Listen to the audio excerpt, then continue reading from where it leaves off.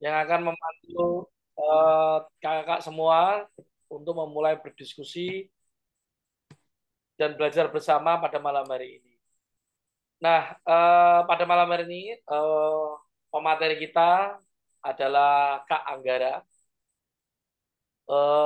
Kak Anggara ini sudah melalang buana di manapun ya. Baik itu di program guru penggerak, sekolah penggerak, fasilitator, penyusun buku, dan sebagainya. Nah, nanti Kak Anggara akan apa ya, berbagi praktek baik gitu ya, berbagi praktek baik tentang pemanfaatan AI, tentu dalam rangka bagaimana menciptakan atau mendesain pembelajaran PJOK yang berpusat pada peserta didik dan pembelajaran PJOK yang berkualitas. Tidak usah berlama-lama, Kakak. Berikutnya saya serahkan sepenuhnya kepada Kak Anggara. Silakan Kak Anggara. Baik, terima kasih Mas Ipta, Kak Ipta. Assalamualaikum warahmatullahi wabarakatuh. Waalaikumsalam warahmatullahi wabarakatuh. Selamat malam kakak-kakak semuanya, para pembelajar sepanjang hayat untuk guru PJOK maupun akademisi PJOK di seluruh tanah air. Pada kesempatan malam hari ini kita eh, belajar bersama lah gitu ya, belajar bersama tentang apa yang disampaikan oleh Kak Ipta tadi terkait dengan bagaimana memanfaatkan artificial intelligence atau AI sebagai sahabat guru PJOK. Jadi apakah kemudian AI itu bisa menggantikan seorang guru gitu ya dengan kecerdasannya yang luar biasa yang hanya dalam hitungan detik bisa meminta data yang kita butuhkan, pengetahuan yang kita butuhkan. Ataukah justru AI itu adalah sebuah alat atau sebuah tools gitu yang bisa kita gunakan untuk justru mempermudah pekerjaan kita, mempermudah kita dalam berinovasi ataupun kita dalam melakukan aktivitas pembelajaran PJOK gitu ya tentunya. Nah, oke, saya izin share screen dulu.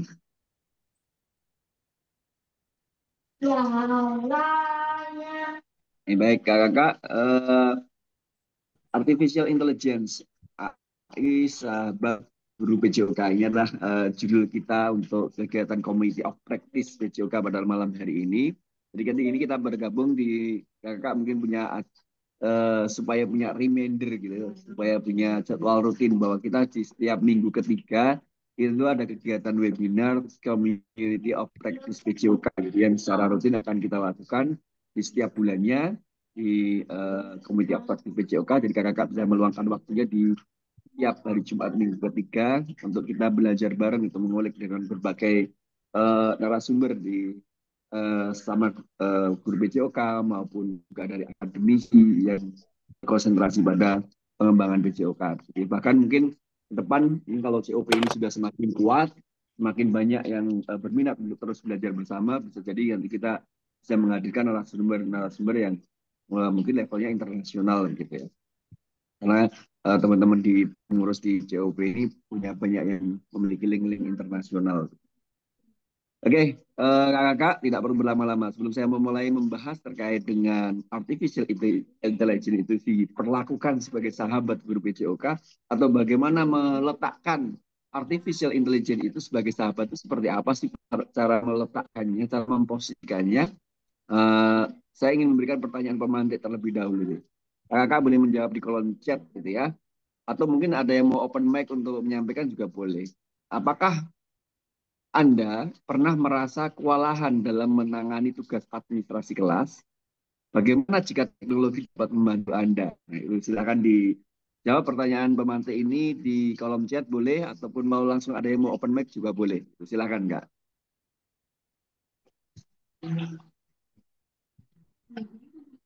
Apakah pernah merasa kewalahan dalam menangani tugas administrasi kelas gitu ya, harus membuat perencanaan gitu ya, harus membuat analisa penilaian gitu ya, harus banyaklah dokumen-dokumen terkait administrasi begitu. Sering kata Kak Adi Jaya nih, Kak Adi ini sering nih mengalami kendala itu ya. Eh, nah, terus bagaimana nih kalau teknologi itu dapat membantu kita? Apakah itu perlu ataukah Teknologi itu justru nambah-nambahin nih. Justru dulu waktu zamannya nggak pakai teknologi, nggak pakai laptop, cukup tulis tangan malah bikin perangkatnya lebih mudah, misalkan gitu ya. Wah, jadi teknologi malah nggak membantu gitu misalkan. Sering banget ya kita mengalami apa namanya merasa kewalahan terhadap tugas-tugas administrasi kelas ini. Dan ini mungkin dialami oleh banyak guru gitu ya, banyak guru. Sehingga tidak menutup kemungkinan gitu, kita melihat bahwa perencanaan pembelajaran, administrasi pembelajaran itu hanya sebagai sebuah beban administratif. Sehingga itu akhirnya tidak berdampak. Sudah mengerjainya susah-susah gitu ya, membuang banyak waktu, tapi tidak berdampak pada pembelajaran. Bahkan beberapa kasus itu sering menemukan akhirnya guru itu malah meninggalkan jam mengajar karena untuk menyelesaikan administrasi gitu ya. Ini kan berarti menjadi kontradiktif begitu. Nah, pertanyaan kedua adalah, bayangkan jika setiap siswa di kelas Anda itu mendapatkan materi pelajaran yang dirancang khusus untuk kemampuan mereka. Bagaimana hal ini akan mempengaruhi cara Anda mengajar? Gitu, kira-kira. Ini ada sebuah pertanyaan mantik nih. Saya ingin mengajak kakak membayangkan jika setiap siswa di kelas Anda itu mendapat materi yang dirancang khusus sesuai dengan kemampuan mereka itu, bagaimana hal ini akan mempengaruhi cara Anda mengajar gitu ya? Mempengaruhi nggak kira-kira kalau kalau rencana pembelajaran itu mengakomodir secara khusus sesuai dengan kemampuan mereka gitu. Itu apakah mempengaruhi cara mengajar atau ya sama aja Pak, dirancang khusus untuk kemampuan mereka tapi cara ngajar saya tetap sama lah gitu. Begitu-begitu juga gitu. Atau kemudian ini karena kemampuan berbeda-beda, eh, aktivitasnya harus dibuat berbeda begitu ya. Walaupun dalam materi yang sama misalkan atau dalam situasi yang sama begitu ya. Itu seperti apa Kak kira-kira gitu. Boleh silakan Kak menulis di kolom chat ini untuk menjawab pertanyaan materi ini. Coba bayangkan dulu nih kira-kira. Bagaimana hal ini akan mempengaruhi cara mengajar kita gitu Kak. Oke Kak. Kak Hendrik dari sudah menjawab sangat berpengaruh Kak gitu ya. Karena rancangannya ini berbeda antara satu dengan yang lain. Tentunya itu sangat berpengaruh gitu ya. Sangat berpengaruh. Oke, baik. Nah, kakak yang bagian ketiga ini, bagaimana menurut Anda apakah teknologi seperti AI itu bisa menggantikan peran guru ya? Atau mengapa tidak gitu ya?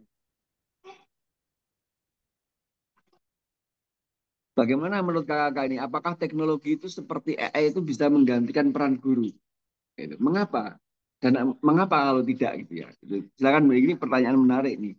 Karena banyak yang mengatakan bahwa AI itu bisa nanti bisa membahayakan. AI itu kayak AI yang bisa membuat lagu itu bisa membahayakan seorang komposer, bisa membahayakan seorang penyanyi gitu ya.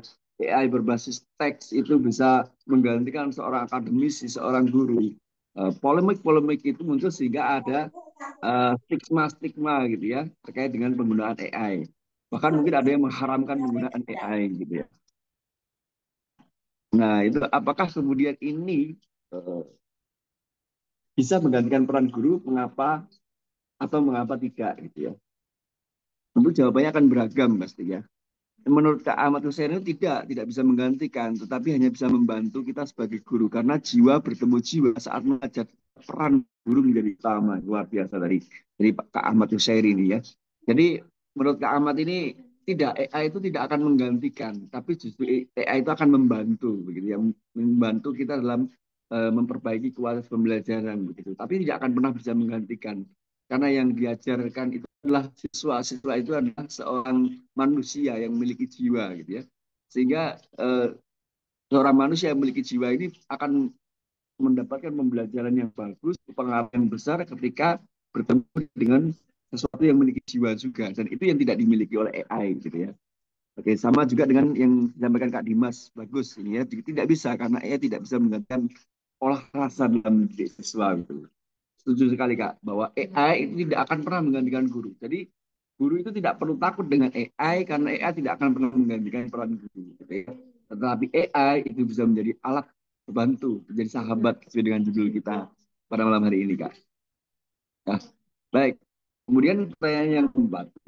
Bagaimana menurut Anda guru bisa menjadikan AI sebagai sahabat untuk meningkatkan kualitas pembelajaran? Nah ini, silakan kakak boleh menuliskan di kolom chat ya. Bagaimana nih menurut kakak guru itu bisa menjadikan AI sebagai sahabat gitu ya? Tadi kan ada kekhawatiran guru bisa digantikan oleh AI. Dan kakak menjawab, Kak Dimas, Kak Ahmad tadi menjawab, tidak, guru itu tidak akan pernah digantikan oleh AI. Atau sebaliknya, AI itu tidak akan pernah bisa menggantikan oleh guru karena AI tidak memiliki olah rasa, tidak memiliki apa namanya jiwa begitu ya. Walaupun kalau seolah-olah memiliki jiwa juga bisa gitu ya, karena AI itu kadang-kadang ya seperti kita sedang curhat sama AI itu dia menanggapi dengan responsif begitu ya, dan AI nggak akan ngomong ke siapa-siapa nih, aman gitu ya. Tapi tetap saja kehadiran guru itu menjadi tetap dibutuhkan, tidak akan tergantikan gitu ya. Nah sekarang bagaimana kemudian menjadikan AI itu sebagai sahabat gitu, untuk meningkatkan kualitas pembelajaran. Nah, Kak yang punya pendapat boleh silakan menulis di kolom chat Kak mengenai bagaimana menjadikan AI itu sebagai sahabat gitu. Dan itu berpengaruh terhadap kualitas pembelajaran kita. Apakah AI itu akan mempermudah pekerjaan kita atau justru AI itu justru mengancam keberadaan kita gitu ya. Atau justru bahkan ada yang berpendapat itu lebih ekstrim gitu ya. AI itu adalah sebuah pembodohan bagi siswa gitu ya. Malah menganggap AI itu adalah sebagai sebuah pembodohan gitu. Karena anak dengan mudah mencarinya langsung mendapatkan jawabannya selesai, tidak harus tanpa perlu berpikir, tanpa perlu berusaha keras. Ya.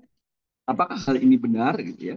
Itu perlu kita kita pahami. Apakah hal ini benar atau justru AI itu justru akan mempermudah dalam proses pembelajaran gitu ya?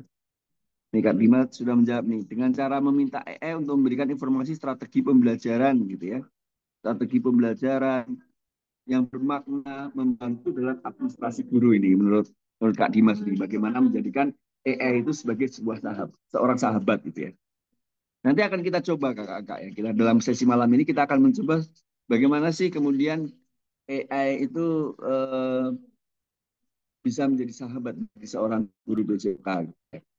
Oke, baik ini adalah gambaran secara umum tentang AI dalam dunia pendidikan. Ini saya membuat sebuah gambar. Nah, gambar ini pun saya buat dari AI gitu. Saya membuat gambar ini pun dari AI. AI in education gitu ya. Learning from data. Ternyata AI itu belajar dari data gitu. Dari data-data yang dikumpulkan di seluruh internet itu AI itu adalah dia belajar dari data. Kemudian setelah belajar dari data, dia learning and making decision itu. Mereka akan belajar mengambil keputusan untuk memberikan jawaban dari pertanyaan yang diberikan oleh respon tadi ya. Kakak ya. Kemudian membantu tugas manusia, supporting, teach, and making decision gitu ya. Eh, kemudian selain itu AI itu juga faster feedback and personalized learning path, gitu. Bisa memberikan respon umpan balik yang cepat sekali gitu ya.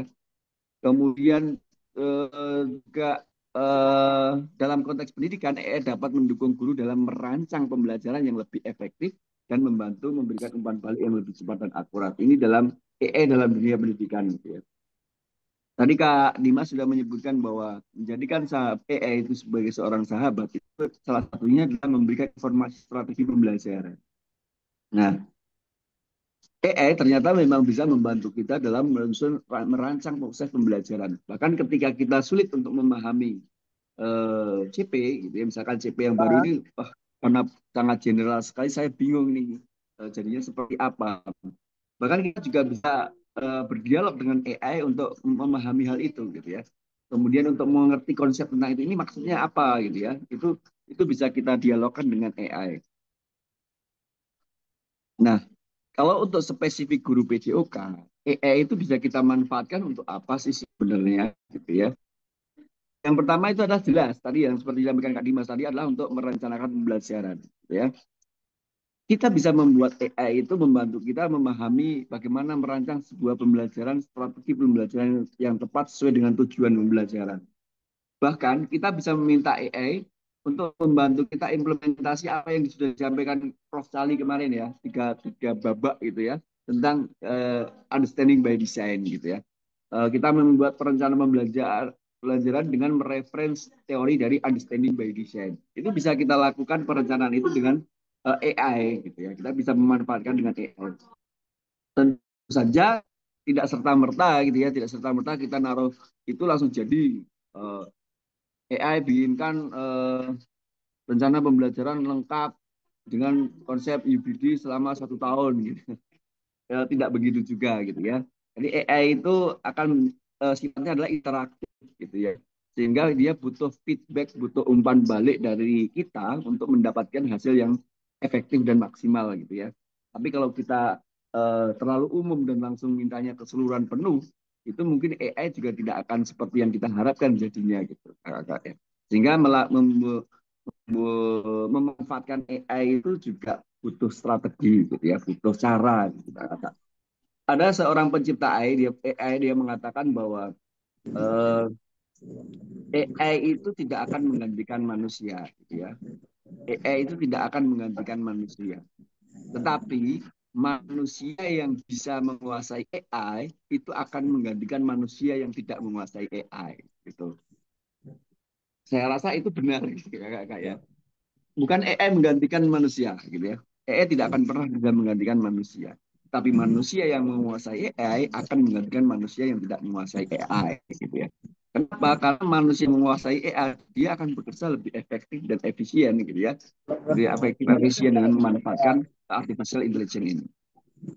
Yang kedua, apa yang bisa dimanfaatkan dari AI sebagai seorang guru PJOK adalah menemukan ide kreatif, menemukan ide aktivitas, gitu ya. Misalnya kakak hari ini mengajar permainan bola basket dengan mengimplementasi menerapkan konsep gerak sesuai dengan fase E, misalkan menerapkan konsep gerak dan eh, untuk melihat bagaimana dampak dari konsep gerak itu terhadap capaian keterampilan gerak misalnya. Nah, kemudian kakak, ini bentuk aktivitasnya kayak apa? Nah, ini bisa kita dialogkan dengan AI. Seperti apa bentuk aktivitas pengembangan konsep tubuh, begitu ya, konsep tubuh dalam aktivitas permainan bola basket. Seperti apa permainannya? Kalau saya punya siswa 36, seperti apa saya membaginya semua agar semuanya aktif? Nah, AI itu bisa membantu kita untuk mencari ide-ide aktivitas itu, Kak. Itu pemanfaatannya untuk PJOK. Jadi semakin kita detail, semakin kita memberikan umpan balik terhadap eh, hasil yang dikeluarkan oleh AI, itu aktivitas yang dibuat, aktivitas yang dimunculkan, idenya dari AI, itu akan semakin menarik gitu kakak ya. Jadi kita seperti asik mencari ngobrol itu dengan ChatGPT gitu ya, bahkan berdebat mungkin ya. Kemudian yang ketiga itu adalah analisis hasil penilaian. Ya. Jadi ternyata AI yang terbaru itu sudah semakin canggih gitu ya. Dia bisa membantu kita melakukan analisis hasil penilaian. Kita memiliki data spreadsheet atau Excel gitu tentang data nilai-nilai peserta didik kita. Kemudian kita unggah di AI, kemudian kita minta untuk menganalisis butir per butir bagaimana terusnya analisis data lah gitu ya. Itu bisa dilakukan oleh AI gitu ya. Bahkan kalau dulu kita harus menggunakan aplikasi khusus gitu ya, misalkan ada SPSS, Excel atau apapun gitu. Nah, sekarang dengan satu AI itu bisa melakukan analisis hasil penilaian itu. Bahkan untuk versi AI yang 4.0 gitu ya, itu bisa menganalisis gambar gitu. Ketika siswa melakukan aktivitas gerak kemudian kita foto, lalu kita analisis dari gambar tersebut gerakannya bagaimana, terus kira-kira kalau gerakannya seperti itu umpan balik apa yang bisa diberikan, itu AI bisa lakukan gitu. Sehingga ini akan sangat membantu kita dalam eh, mengajar meningkatkan kualitas pembelajaran BCOK. Itulah yang kemudian kita bisa menjadikan AI itu sebagai sahabat. Sahabat itu tidak akan menggantikan, sahabat itu akan selalu bersama, akan mendampingi gitu kakak-kakak. Nah, salah satu contohnya tadi adalah dengan pada perencanaan pembelajaran. AI membantu kita dalam perencanaan pembelajaran. Kemarin kakak sudah belajar bersama Prof. Sali terkait dengan UBD, Understanding by Design, ya. Di mana di sana merencanakan pembelajaran itu yang terpenting adalah 3 komponen utama, gitu ya. Tujuan pembelajaran, asesmen, dan langkah pembelajaran. Bagaimana apa yang mau dicapai, buktinya apa, bagaimana peserta didik mencapainya. Nah, ini itu bisa kita gunakan AI untuk agar kita merencanakan pembelajaran sesuai dengan understanding by design ini.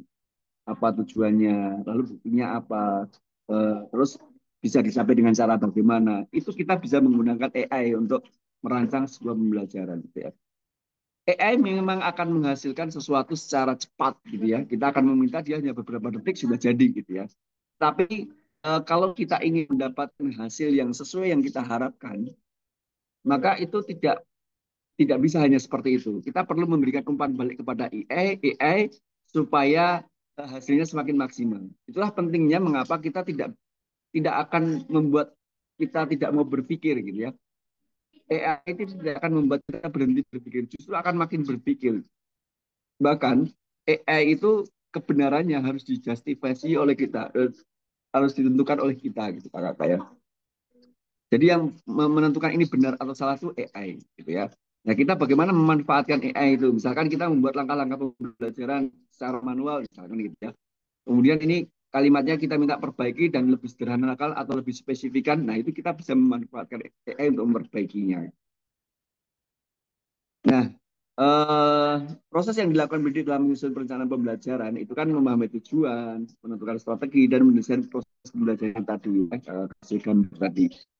Contohnya ini Kak, saya mengambil contoh CP pada fase E, itu tujuan pembelajarannya adalah goals-nya adalah menerapkan konsep gerak di dalam situasi gerak baru yang menantang dan menganalisis dampak tiap konsep pada capaian keterampilan gerak.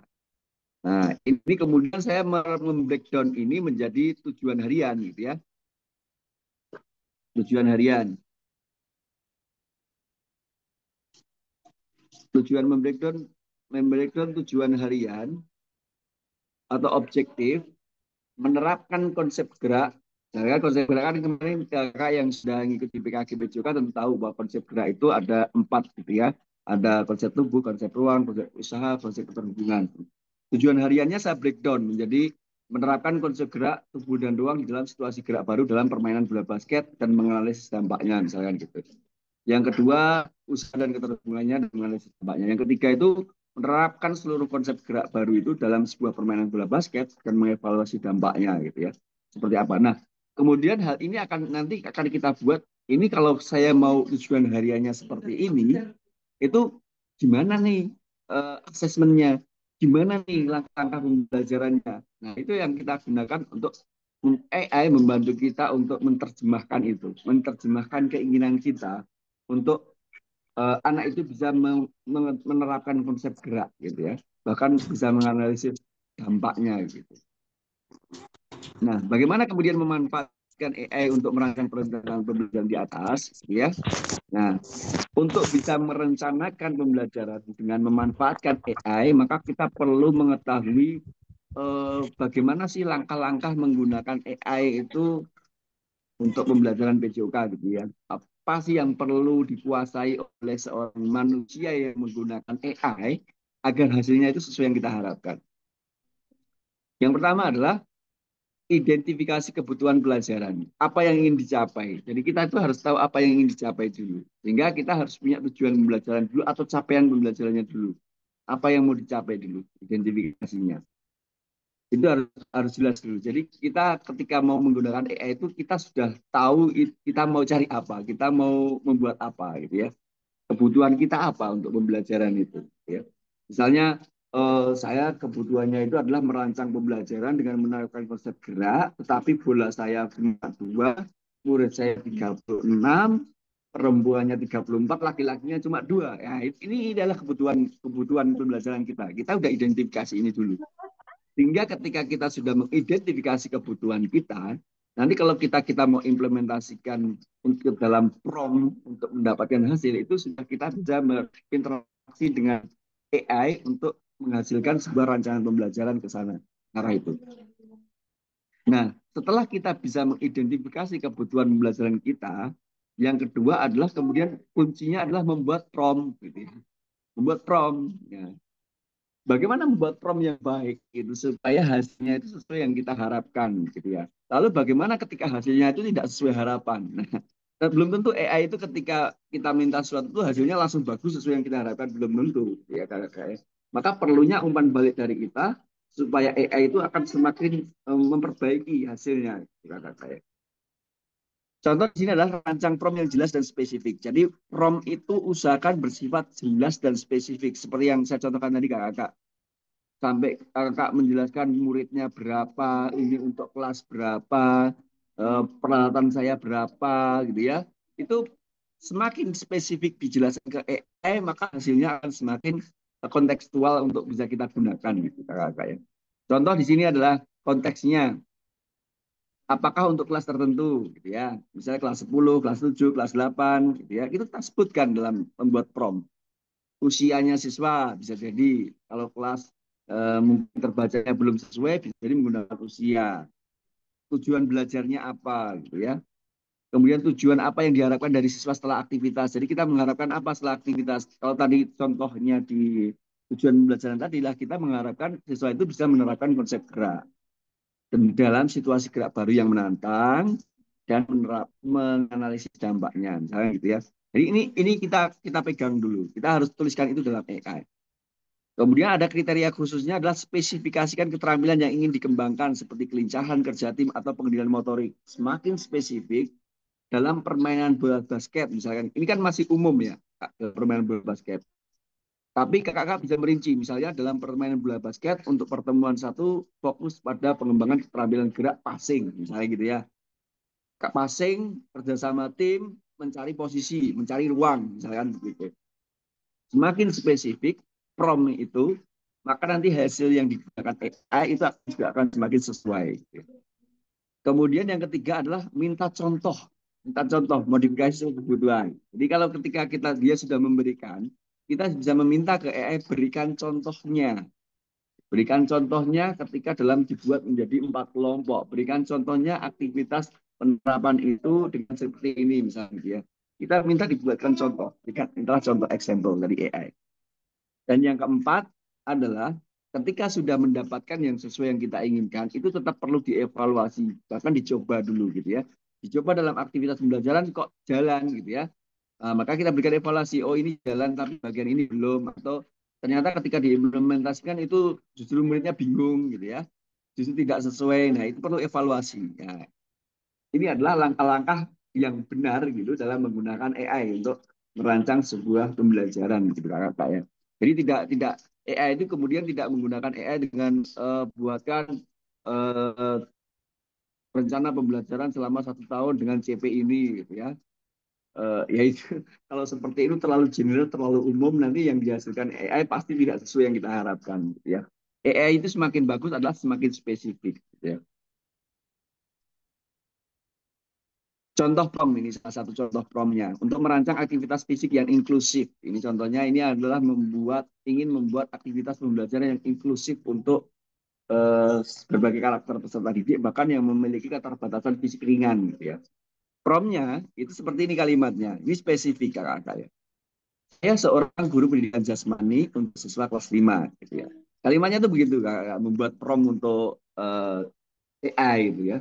Jadi menjelaskan siapa kita itu. Itu akan mempermudah AI itu dalam mengolah data karena dia belajar berbasis data ya. Dia akan belajar berbasis data. Saya seorang guru pendidikan jasmani untuk siswa kelas 5. Tolong berikan saya ide aktivitas fisik yang melibatkan semua siswa, termasuk yang memiliki keterbatasan fisik ringan, yang dapat meningkatkan keterampilan koordinasi dan kerja tim. Coba kita perhatikan kakak. Kalau kita perhatikan kalimat di sini, itu sangat spesifik. Kita menjelaskan siapa kita. Ya, kalau saya guru pendidikan jasmani kelas 5. Ya. Kita tahu ini nanti kita akan minta pembelajaran itu yang cocok untuk anak kelas 5 SD. Kemudian kita baru apa yang kita harapkan dari AI itu? Tolong berikan saya ide aktivitas fisik gitu ya, yang melibatkan siswa termasuk seluruh siswa gitu ya, termasuk yang memiliki keterbatasan fisik ringan. Spesifiknya di apa? Yang dapat meningkatkan keterampilan gerak koordinasi dan kerja tim. Yang dapat meningkatkan keterampilan gerak koordinasi dan kerja tim ini adalah sebagai sebuah tujuan yang ingin diharapkan setelah aktivitas fisiknya gitu ya, kakak ya. Nah, kenapa prompt ini dikatakan efektif? Gitu ya. Mengapa prompt ini dikatakan efektif?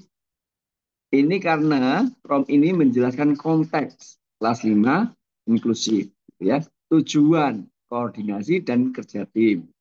Dan kondisi khusus keterbatasan fisik ringan. Sehingga AI dapat memberikan aktivitas yang relevan dan inklusif begitu. Ini adalah salah satu contohnya. Ini kata kunci yang harus kakak benar-benar bisa ambil gitu ya. Eh, ada konteksnya apa, kemudian tujuannya apa, tujuan pasca aktivitasnya gitu ya. kemudian ada kondisi khusus apa gitu ya, sehingga ini akan mempermudah AI untuk menghasilkan contoh bentuk aktivitas atau ide yang relevan dan inklusif. Nah, tips tambahan, tips tambahan dalam menggunakan AI itu yang pertama adalah gunakan bahasa yang langsung gitu ya. Hindari kata-kata yang abstrak dan gunakan kata yang konkret dan jelas gitu.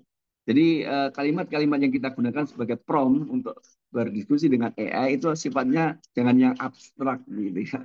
Jangan yang terlalu abstrak ya. Dan lebih banyak yang konkret dan jelas itu akan semakin menghasilkan hal yang bagus. Kemudian berikan informasi yang memadai, misalnya tingkat kelas, kondisi siswa, atau hasil pelajaran yang diinginkan. Ini tadi ya, informasinya itu jelas. Ini untuk siapa? Kondisinya siswanya bagaimana? Tadi misalkan kondisinya 36 murid, cowoknya 2, ceweknya 34, gitu kan? Kondisi siswanya begitu. Atau ada peserta didik yang disabilitas, kakinya panjang pendek, gitu, misalnya begitu ya. Atau yang memiliki jumlah jari yang tidak sama, misalkan gitu. Itu kondisinya ada. Lalu yang diharapkan apa? Diharapkannya nanti siswa dapat meningkatkan kemampuan keterampilan gerak, passing, dan mencari ruang, misalkan gitu ya. Itu yang diharapkan. Nah, itu salah satu tips tambahannya.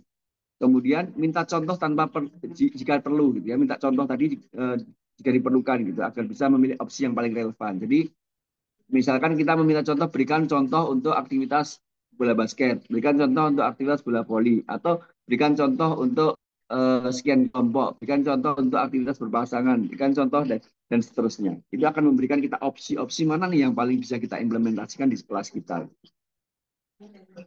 Nah, apa AI yang bisa digunakan untuk membantu guru dalam merancang pembelajaran dan menganalisis hasil dan seterusnya? Jauh ini yang kami coba, saya dengan Kak Epta ini mencoba beberapa AI gitu ya. Ada berbagai macam, baik yang gratis maupun yang berbayar, kita coba gitu ya. Ada dua ini ya, ada dua yang mungkin sering akrab dengan guru, yaitu ChatGPT dan Gemini. Gitu. Dua-duanya kalau Gemini itu free ya, gratis dari Google, ChatGPT itu berbayar. Gitu. ChatGPT itu berbayar. Kalau untuk yang versi 4,0 berbayar. Kalau yang versi gratis mungkin 3,5 gitu ya. Cuma secara kemampuan sangat sangat bagus yang versi 4 gitu ya. Tapi kalau versi free dia hanya berapa kali prompt. Kalau mau mencoba lagi harus besok gitu ya. Kecuali menggunakan yang versi 3,5 bisa sepanjang waktu menggunakan. Kalau yang Gemini ini versi free gitu ya. Dan sejauh sejauh yang kami coba, ini bukan promosi ya. Sejauh yang kami coba, ini pengalaman kami mencoba itu memang AI yang berbasis teks yang kemudian kita gunakan untuk membantu merancang pembelajaran ataupun menganalisis pembelajaran PJOK atau mencari ide-ide itu memang sejauh ini yang paling paling hasilnya itu sesuai harapan gitu ya. Itu adalah ChatGPT gitu ya. ChatGPT itu lebih lebih sesuai gitu. Tapi bukan berarti yang lain tidak bagus. Dan bukan berarti yang lain tidak bisa digunakan juga. Nah, salah satu contohnya adalah ChatGPT ini. Kelebihannya adalah dia menyediakan informasi yang cepat gitu ya, multibahasa dan topik gitu ya. Bahkan di dalam ChatGPT ini kita bisa memilih komunitas gitu, eksplor komunitas gitu ya. Sering pakainya itu adalah untuk ChatGPT yang khusus physical education gitu ya. Sehingga nanti dia akan merefer dari sumber-sumber buku-buku physical education, jurnal-jurnal tentang physical education gitu ya. Itu kakak yang biasa pakai ChatGPT bisa explore itu cari search physical education gitu ya. Dari Colin Brook dari University of Colorado itu. Siapa tahu itu nanti kan adik tingkatnya Kak Prof. Kali barangkali bisa mengundang beliau untuk berbicara di kita siapa tahu ya. Eh, dia yang membuat explore ChatGPT yang physical education. Kemudian fleksibel untuk berbagi tugas, jadi bisa berbagai macam-macam gitu ya. Memberikan jawaban yang dipersonalisasi, jadi bisa sangat personal sekali jawaban yang diberikan gitu ya, sesuai dengan apa yang kita harapkan. Pembaruan dan perbaikan itu terus berkelanjutan, jadi dia terus memperbaiki terus sepanjang waktu, selalu semakin bagus, memang hasilnya seperti itu. Menghemat waktu, aksesnya 24 hour gitu ya, 7 days itu setiap saat. Bahkan yang terbaru itu ia juga bisa membuat gambar. Gambar yang saya buat ambil di depan tadi juga gambar buatan GPT gitu ya. Kemudian yang tidak kalah penting adalah menganalisis data dan gambar gitu ya. Membaca dan juga menerjemahkan dokumen. Ini kelebihannya. Nah, tapi ChatGPT ini atau AI itu juga bukan berarti sesuatu yang sempurna, sesuatu yang tidak memiliki kelemahan. Ya, ciptaan manusia tentu ada pasti kelemahannya gitu ya. Beberapa kelemahan yang kami temukan dari menggunakan AI dalam menyusun modul belajar, misalkan gitu ya, perencanaan pembelajaran itu, kreativitas terbatas. Artinya AI itu cenderung mengikuti pola data yang telah dipelajarinya, sehingga kurang mampu menghasilkan konten yang sangat inovatif dan kreatif. Gitu. Jadi, kalau kita hanya nge-prompt satu kali, itu mungkin hasilnya kayaknya ini umum-umum aja, nggak kelihatan kreatif dan inovatif gitu ya. Kalau kita semakin beri umpan balik kejar gitu, oh buatkan yang seperti ini, buatkan dengan peralatan yang seperti ini, buatkan tanpa alat, buatkan dan seterusnya. Semakin kita beri umpan balik, baru dia akan memunculkan ide yang kreatif, gitu ya. Sehingga kreativitas yang terbatas itu bisa kita atasi dengan membuat umpan balik kepada si AI itu. Sehingga ini adalah kelemahan dari AI bahwa dia kreativitasnya terbatas ketika dia menghasilkan yang pertama. Tapi itu bisa kita atasi dengan memberikan umpan balik yang sehingga akan munculkan ide yang lebih kreatif. Yang kedua, ketergantungan pada data. Jadi AI ini sebaik data yang digunakan, jika data yang tidak lengkap atau bias modulasi yang dihasilkan mungkin juga kurang akurat dan representatif. Jadi dia kan berbasis data gitu ya, based on data gitu. Jadi kalau makanya apa kemudian AI ini karena saking canggihnya itu akan membuat ilmuwan atau penemu penulis jurnal, membuat karya ilmiah itu akan menjadi kehilangan tempat. Saya rasa tidak gitu ya. Karena AI itu dia berbasis data. Jadi semakin orang berkarya membuat karya jurnal, membuat karya ilmiah dan seterusnya itu yang diunggah di internet itu akan memberikan kemampuan AI untuk semakin bisa menganalisis data itu. Nah, kalau si pembuat jurnal, si pembuat karya ilmiah ini berhenti, kan AI berarti nggak bisa berkembang. Sudah di situ-situ aja gitu kan. Maka saya pikir AI juga tidak akan bisa menggantikan ilmuwan gitu ya. Ilmuwan ataupun penulis jurnal, penulis publikasi ilmiah dan seterusnya tidak akan bisa menggantikan. Justru mereka sangat tergantung dan sangat butuh para para penulis-penulis jurnal, pembuat karya ilmiah. Karena AI itu sangat bergantung pada data. Kemudian yang ketiga adalah kurangnya pemahaman kontekstual. Jadi AI itu akan kesulitan memahami nuansa budaya, sosial, dan emosi yang penting dalam pendidikan. Dia tidak bisa merasakan emosi gitu. Sehingga konten yang dihasilkan bisa kurang relevan atau kurang sensitif. Bagaimana mengatasi ini? Seperti tadi kakak-kakak. Kalau yang dihasilkan itu belum ada nuansa yang kontekstual, kita bersih spesifikkan pertanyaan kita kepada AI gitu ya. Misalnya dalam konteks mengajar saya di budaya di tempat saya itu laki-laki dan perempuan itu tidak boleh dicampur dalam aktivitas apapun. Maka bagaimana saya merancang pembelajaran? Nah, ini harus kita masukkan kalimat itu ya sebagai sebuah kondisi khusus gitu ya. Sehingga itu akan menghasilkan hasil yang kontekstual. Gitu. Sehingga bukan berarti AI tidak menghasilkan pemahaman yang kontekstual, tetapi AI butuh spesifikasi yang perlu kita sampaikan kepada AI itu supaya hasilnya itu relevan. Gitu. Kemudian yang keempat, kekurangan sentuhan manusia. Jadi kalau hanya mengandalkan AI tanpa ada umpan balik, tanpa ada eh, masukan-masukan yang kita berikan kepada AI dalam berinteraksi, itu maka akan terlihat kekurangan sentuhan manusia. Karena AI ini biasanya hanya bersifat dia mengikuti pola yang data yang ada, gitu ya. Sehingga perlu untuk dimanfaatkan dengan mengembangkan eh, prompt-prompt tadi umpan balik yang diberikan kepada AI untuk menghasilkan data yang diinginkan. Nah, penggunaan AI pun sebenarnya ada etikanya. Kita tidak serta-merta menggunakan AI itu semau kita sendiri gitu ya kakak. Ternyata juga ada etikanya dalam menggunakan AI. Apa sih tata etika penggunaan AI dalam misi perencanaan pembelajaran gitu ya, terutama perencanaan pembelajaran ya, karena yang bersifat membuat dokumen gitu. Jadi yang pertama adalah transparansi. Jadi jelas bahwa AI digunakan dalam proses penyusunan modul dan bagaimana perannya dalam bentuk konten.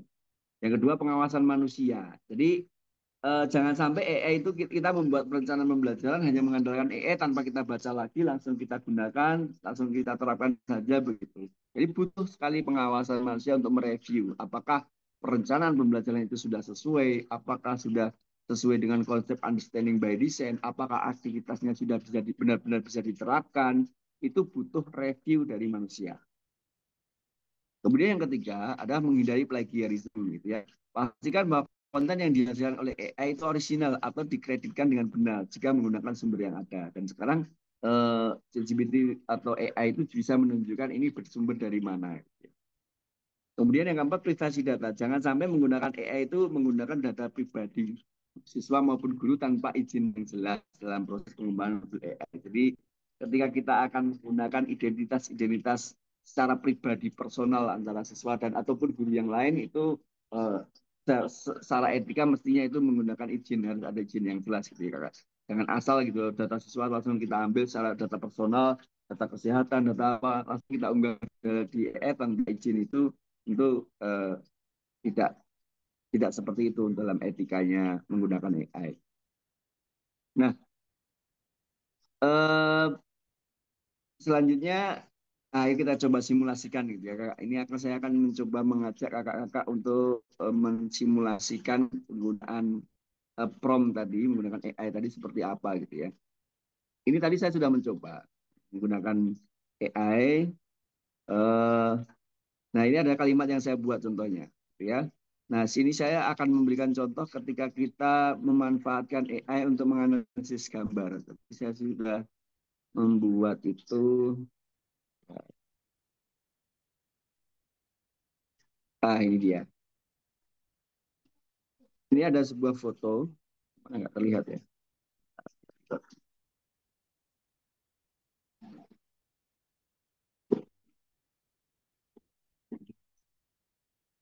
Nah, ini yang saya maksud tadi di Explore GPT ini kita bisa mencari Physical Education GPT, begitu ya, kakak ya.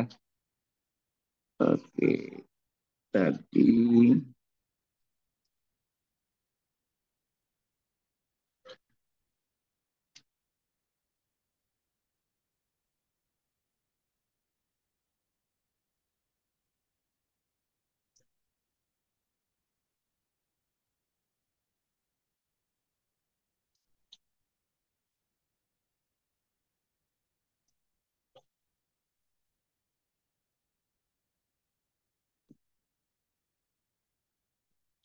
Oke, kita akan coba saja kakak ya. Contoh saya akan mengopi tujuan pembelajaran tadi yang apa namanya tujuan harian lah gitu ya. Saya tadi memiliki tujuan pembelajaran yang untuk fase E, itu contohnya ini adalah ini. Goals-nya adalah menerapkan konsep gerak di dalam situasi gerak baru yang menantang dan menganalisis dampaknya tiap konsep terhadap capaian keterampilan gerak. Nah, ini bisa kita spesifikkan. Misalkan contohnya gini kak, saya mengambil tujuan hariannya ini sudah saya buat. Saya mencoba mengambil tujuan harian saya yang pertama, ya. Yang pertama ini untuk saya gunakan, saya mintakan AI untuk membantu merancang pembelajarannya seperti apa gitu ya. Saya copy. Oke, di sini saya membuat kata prompt yang kita gunakan tadi. Misalkan saya adalah guru PJOK ya, kelas 10 SMK gitu, atau SMA gitu ya.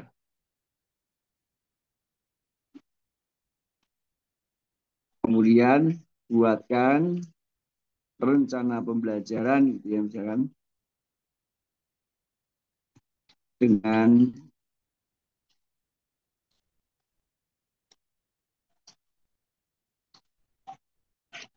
rencana pembelajaran sesuai sesuai UPD gitu misalkan gitu ya, dengan kondisi jumlah siswa 36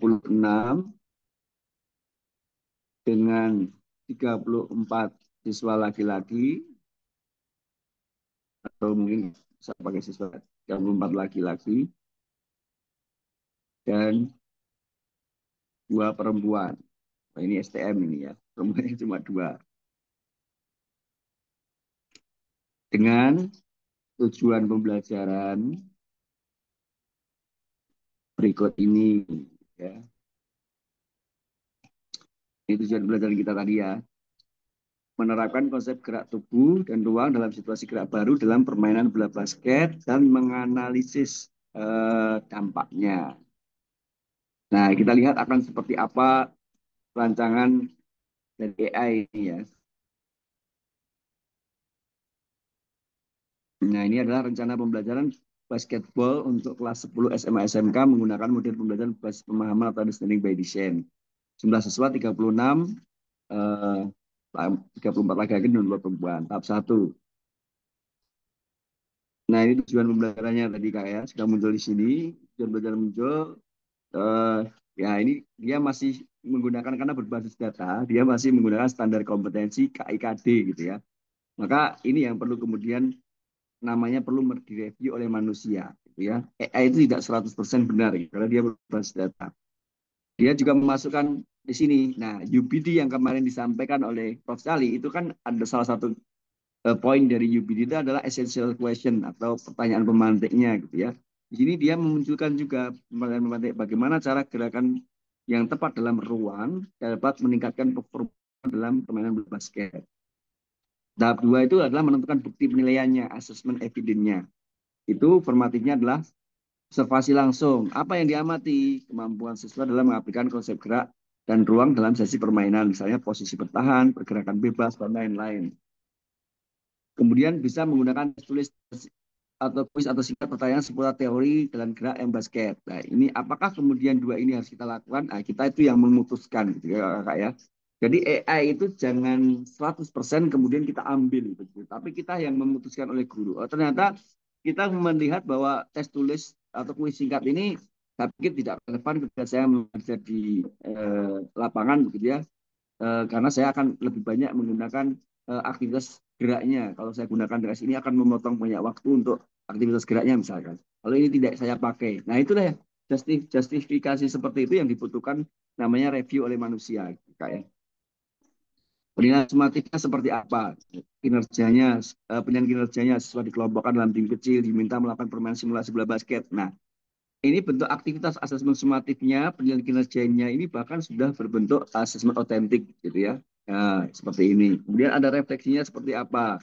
Anak diminta melakukan refleksi untuk mengetahui apa yang sudah mereka pelajari, pemahaman mereka sejauh mana gitu ya.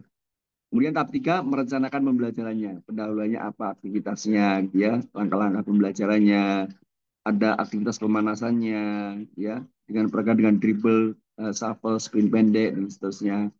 Kemudian ada latihan teknik dasarnya dan seterusnya, Kak. Nah, ketika hasil ini belum sesuai yang kita harapkan, ada poin-poin tertentu atau kita ingin hasil yang lebih detail, kita bisa memberikan umpan balik di sini. Contohnya di sini ya, pemanasan. Ini kan latihan gerakan dinamis dan peregangan. Kita bisa menambahkan poin di sini, berikan contoh aktivitas pemanasan dinamis dalam bentuk permainan yang mengaktifkan seluruh siswa. Misalkan begini ya. Apa yang kita terjadi ketika kita berikan umpan balik seperti ini? Nah, ini akan mereka akan memberikan contoh ide gagasan. Ini contoh ada permainan tak berantai atau centek, deskripsinya seperti apa, cara mainnya bagaimana, ada mirror drill, termin gerakan, kemudian ada relay tembak basket, basket shooting relay gitu ya, shadow run gitu ya. Siswa bekerja sama berpasangan, satu siswa sebagai bayangan harus mengikuti gerakan pasangan seluruhnya, seluruh lapangan gitu ya. Bubble pop dan seterusnya. Ini yang dimaksud di dalam cara langkah-langkah tadi bahwa kita meminta EE untuk memberikan contoh. Nah, nanti kita bisa melakukan decision, memutuskan mana aktivitas yang akan kita ambil. Nah, itu yang kemudian kita ambil untuk kita masukkan dalam rencana pembelajaran kita, gitu ya. Jadi rencana pembelajaran yang kita buat pun tidak langsung itu jadi gitu ya. Jadi Kak, jadi kita perlu memberikan umpan balik sehingga nanti akan menghasilkan eh, rancangan yang semakin menarik gitu ya. Termasuk misalnya di sini kita ingin penilaian kinerja ya. Bagian penilaian kinerja ini kita minta eh, lebih lebih spesifik caranya gitu ya. Misalkan gitu ya. Bagaimana proses pelaksanaan ya penilaian sumatif, dalam kurung penilaian kinerjanya gitu. Gini aja. Dan bentuk rubriknya. Misalnya seperti ini. Nah, kita lihat akan seperti apa nih. Kalau kita ingin tahu lebih jelas aktivitas asesmennya tadi. Nah, ini ada dua respon. Dia memberikan contoh dua respon. Ya. Untuk melaksanakan ini, contohnya ini instruksinya, simulasi permainannya, ada jumlah orangnya, berapa lama, guru mengamati apa, gitu ya, observasi pesertanya bagaimana, refleksinya bagaimana, rubriknya ada di sini, keterampilan dasarnya itu yang sangat baik itu yang bagaimana, yang baik bagaimana, yang cukup, yang kurang dan bagaimana, begitu ya. Penggunaan ruangnya bagaimana, ini tentang implementasi menerapkan konsep ruangnya, gitu ya. Bagaimana partisipasi dengan tim, analisis keputusan, refleksi. Nah, ada kriteria penskoran. Kemudian ada respon kedua. Ini ada alternatif kedua. Jadi kita bisa memilih mana nih yang paling sesuai dengan yang saya butuhkan, gitu ya. Seperti ini. Kalau ini ada yang ingin spesifikasikan, kita bisa berikan umpan balik lagi. Misalkan contoh rubrik ini saya hanya butuh 3 atau 2, ada yang perlu dihilangkan dan seterusnya.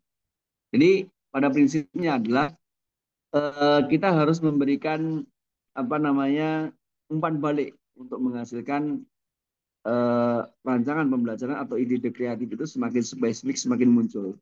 Jadi kita tuh sebenarnya kalau menggunakan AI itu justru asik gitu. Bahkan kadang tidak terasa sudah menggunakan AI dalam waktu yang lama karena kita berinteraksi dengan AI itu. Saya inginnya yang seperti ini, saya ingin diubah ini, yang ini bagian diubah bagian ini gitu ya. Dan ini memberikan ide-ide kreatif dalam pembuatan kita pembelajaran PJOK. Nah ini yang dimaksud dengan menjadikan AI itu sebagai sahabat. Bahkan kita bisa meminta AI itu untuk menganalisis sebuah gerakan. Ini saya coba cari contoh gambar gitu ya. Saya ada gambar nggak ya yang uh, melakukan gerakan. Nah ini contoh. Ini ada anak kecil yang sedang bermain bola di jalanan. Coba akan kita analisis. Iya ini contoh. Ini saya mengunggah sebuah gambar, lalu saya akan meminta AI untuk menganalisis. Saya adalah guru PJOK kelas 4 SD misalnya gitu ya. Bantu saya menganalisis keterampilan gerak siswa pada gambar tersebut dan berikan umpan balik terhadap gerakannya. Nah, gitu ya kayak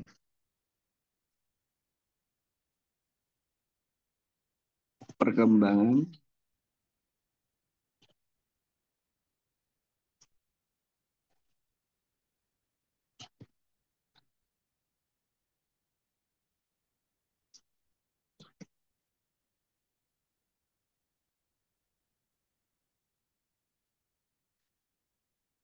misalkan seperti ini. Apa yang kita lihat dari ini ya kira-kira ya.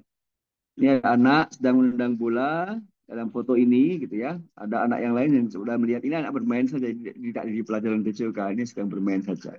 Apa yang dihasilkan coba kita lihat. Analisis keterampilan gerak siswa. Keterampilan gerak dribbling. Anak yang mengenakan kaos hijau tampaknya sedang melakukan tendangan ke arah bola.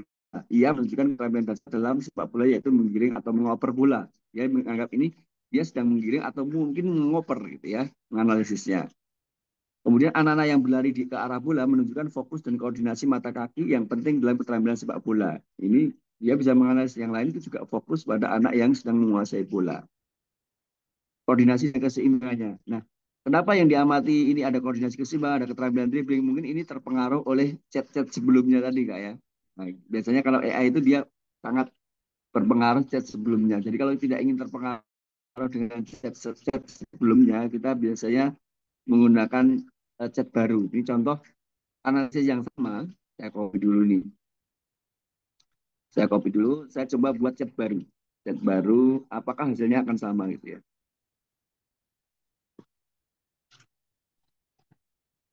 Ini tadi hasilnya seperti ini dan ini ada umpan balik. Oh, posisi kakinya bagaimana, cara memberikan umpan balik, gerakan tanpa bolanya bagaimana, interaksi sosialnya bagaimana. Ini akan memberikan contoh umpan balik. Nah, saya akan mencoba menggunakan chat baru gitu ya supaya tidak terpengaruh oleh chat-chat sebelumnya. Chat kita sebelumnya saya akan mencoba mana tadi kabarnya. Ini ya, dengan cara yang sama. Apakah hasilnya berbeda gitu ya.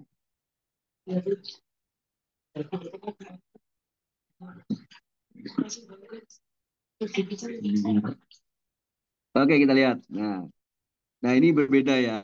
Berbeda kan hasilnya dengan yang tadi, Kak. Karena yang tadi itu terpengaruh oleh chat sebelumnya gitu ya. Ketika ini saya mulai chat baru, ini hasilnya pun berbeda gitu ya. Analisis keterampilan gerak dasarnya gitu. Ini sampai berdasarkan panduan grade level outcome for K12 skill education siswa kelas 4 diharapkan memiliki dan seterusnya gitu ya.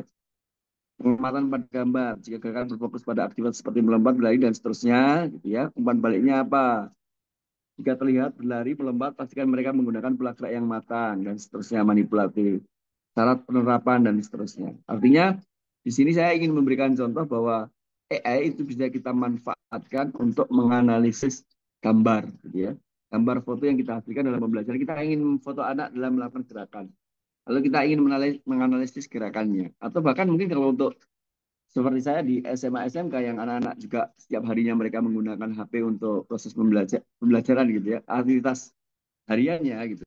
Saya bisa memanfaatkan itu untuk mereka meminta mereka untuk memfoto gerakan temannya, jadi lalu memasukkan ke dalam AI untuk dianalisis sehingga mereka belajar menganalisis sendiri gitu. Malah bisa memanfaatkan itu.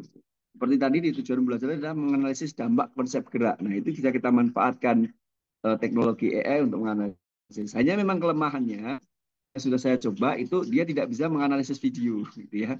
Saya sudah mencoba menganalisis video itu jawabannya adalah saya tidak bisa memutar video secara langsung dan menganalisisnya gitu. Tapi saya bisa menganalisis dengan Anda menjelaskan apa isi yang ada dalam video itu. Itu jawaban dari AI ketika saya meminta dia menganalisis sebuah video gitu ya. Bahkan kita juga bisa melakukan analisis terhadap data hasil penilaian tadi ya. Kita bisa unggah di sini file dalam bentuk Excel atau dalam bentuk apa yang menghasilkan sebuah penilaian yang kemudian itu kita meminta mereka untuk melakukan analisis data yang kita miliki. Begitu kakak, saya terkait dengan AI ini pada prinsipnya adalah eh, yang diperlukan kita dalam memanfaatkan AI itu adalah untuk bisa mengidentifikasi kebutuhan kita, prompt-nya bagaimana, contohnya seperti apa, dan kita juga sebagai manusia itu perlu untuk mereview apakah jawaban AI itu sesuai atau tidak. Kemudian terus memberikan umpan balik sampai kita mendapatkan hasil yang sesuai. Dan judgement bahwa itu sesuai atau tidak itu dari manusia, dari kita gitu kakak. Jadi itulah kenapa AI itu tidak bisa menggantikan kita, tapi bisa kita jadikan sebagai alat bantu atau sahabat gitu kakak ya. Sehingga eh, kita bisa memanfaatkan AI itu dengan baik untuk semakin membuat kita termotivasi dalam mencoba hal baru yang kreatif untuk proses pembelajaran kita dalam meningkatkan pembelajaran PJOK gitu kakak ya.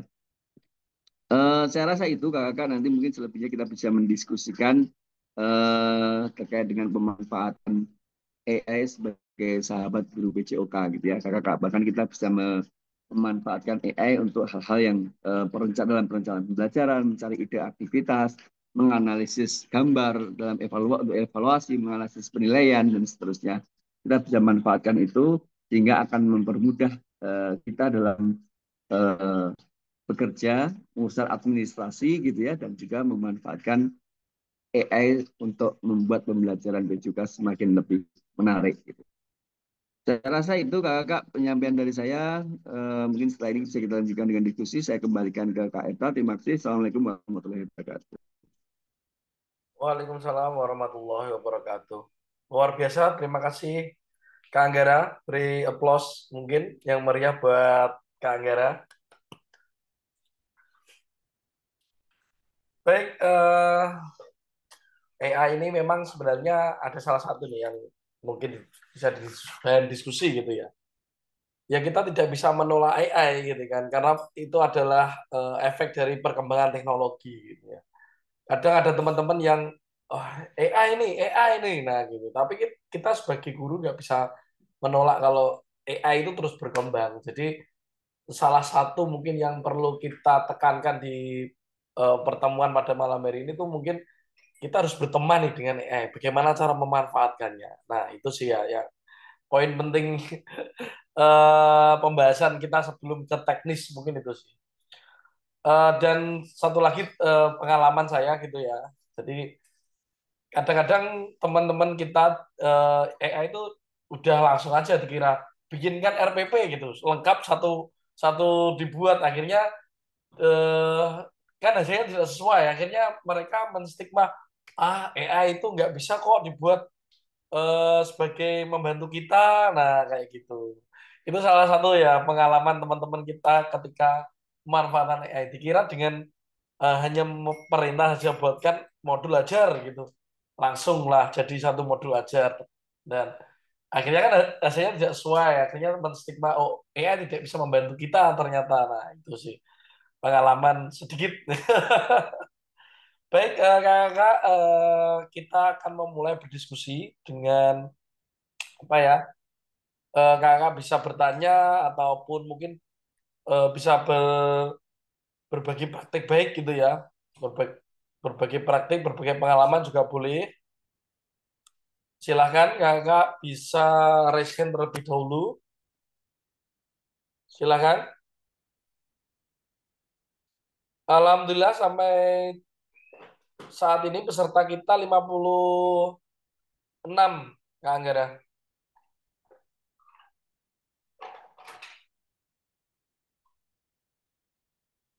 Baik, silahkan kakak. Apakah ada yang ingin didiskusikan, ditanyakan?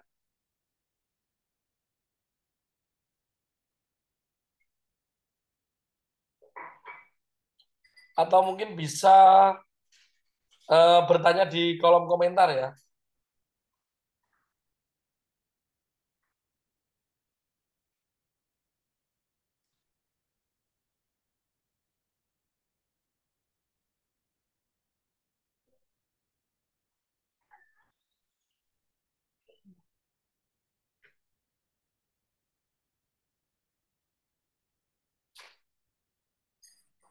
Baik,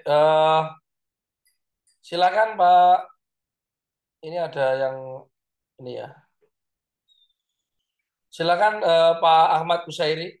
Kak Ahmad.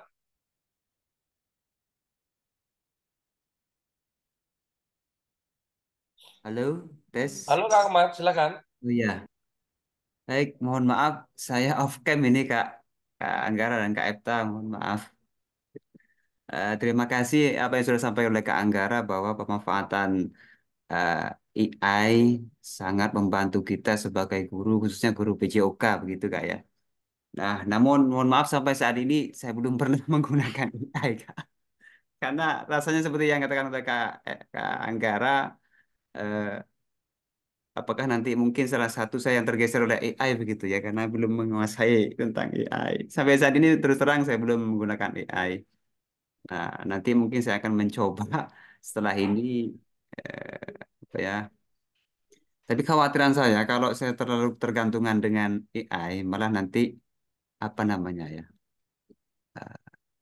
Saya lebih apa namanya tidak akan mencari referensi yang literaturnya cukup jelas begitu. Apakah dengan AI itu akan mengurangi tingkat literasi kita terhadap sumber-sumber informasi yang punya rujukan yang jelas, misalnya seperti itu, Kak? Atau bagaimana, Kak? Apakah itu akan seperti itu nantinya? Itu saja, Kak. Terima kasih. Terima Baik, kasih. Kak. Silakan Kak Ipta. silakan. Silakan Kak Oke, Anggara langsung. langsung, langsung. Oke, baik. Terima kasih Kak Ahmad dari pertanyaan yang menarik tadi ya. Kak Ahmad tadi belum pernah mencoba AI, mungkin nanti setelah ini dia akan mencoba gitu ya. Tadi pertanyaan menarik, apakah kemudian ketika kita menggunakan AI, kita tidak akan mencari sumber-sumber referensi yang lebih valid gitu ya? eh saya rasa tetap akan membutuhkan sumber referensi yang tetap valid gitu. Apalagi kalau kita ingin membuat itu sebagai sebuah dokumen gitu ya. Tentu kita akan membutuhkan ini teorinya siapa, ini referensinya dari mana. jurnalnya yang mana, spesifiknya di mana, itu tetap kita akan mencari hal itu. Jadi AI ini bukan bukan kemudian seperti mungkin seperti kalau dulu seperti halnya Google ya. Google itu juga awal-awal juga dianggapnya sesat gitu kan karena Google itu membuat orang tidak mau membaca buku, searching saja sudah dapat gitu ya. Tapi kenyataannya sampai sekarang kan orang tetap tetap membaca, tetap membutuhkan informasi yang apa namanya, informasi yang dari sumber yang asli itu tetap dibutuhkan. Saya pikir itu tidak akan menggantikan gitu ya. Justru AI ini bisa kita manfaatkan untuk mempermudah gitu ya. Apa sih makna literasi yang sebenarnya? Literasi itu kan tidak hanya sekedar membaca gitu ya, Kakak. Literasi itu kan sampai kepada tahap bagaimana kita mengolah pikir dari hasil tulisan yang kita peroleh, kemudian bagaimana kita bisa menuangkan itu dalam bentuk tulisan dan seterusnya atau mengungkapkan begitu ya. Artinya Artinya kita eh, memanfaatkan AI itu sebagai sebuah tools. Misalkan kita sebagai seorang memahami sebuah teks atau karya ilmiah, ya, paragraf tertentu, kita ingin mengkaji sebuah paragraf itu. Ternyata kita mungkin kurang paham, lalu kita ambil kalimat itu, kita masukkan dalam AI, kita minta penjelasan kepada AI, ini maksudnya penulis ini ada, saya menemukan artikel ini dari penulis ini, menulis tentang hal ini, paragrafnya seperti ini. Apa maksudnya? Bisakah diperjelas hal ini? Nah, maka AI akan menjelaskan lebih jelas, lebih detail. Jadi menurut saya AI itu tidak akan menggantikan kemudian atau akan membuat orang menjadi literasi lebih, justru akan semakin banyak gitu, akan semakin penasaran gitu. Saya mengetahui berbagai sumber informasi dari buku-buku yang direference gitu ya, tentang physical education itu justru ketika menggunakan AI. Kok AI bisa mengatakan begini itu berdasarkan bukunya siapa, tutorialnya siapa. Itu akhirnya tertelusuri, akhirnya penasaran nyari buku aslinya mana, artikel aslinya mana gitu ya. Justru justru akan menambah kekayaan ketika kita bisa memanfaatkan AI itu dengan baik, kecuali seperti yang disampaikan Mas Epta tadi, kita hanya sifatnya general, pokoknya buatkan ini langsung jadi begitu ya. Nah itu mungkin kita tidak akan mendapatkan eh, efek efek efek besar manfaatnya dari AI itu sendiri. Kalau yang bisa membuatkan modul ajar selama 1 semester atau 1 tahun itu namanya bukan AI tapi EPTA gitu ya. Itu EPTA, bukan AI gitu ya. Kalau AI nggak akan bisa itu membuat langsung lencap lompat sampai tanda tangan kepala sekolahnya itu nggak mungkin gitu. Tapi kalau EPTA itu bisa gitu ya. Mungkin itu Kak. Jadi tergantung bagaimana orangnya gitu. Google itu juga tergantung bagaimana orangnya kan gitu Kak ya. Teknologi tergantung bagaimana seperti pisau bermata dua gitu ya. Pisau itu kalau digunakan seorang chef ya digunakan untuk masak gitu ya. Kemudian kalau eh, digunakan oleh seorang pembunuh ya digunakan untuk membunuh. Google itu kalau digunakan oleh orang yang bijak, dia akan digunakan untuk mencari informasi, data-data gitu ya.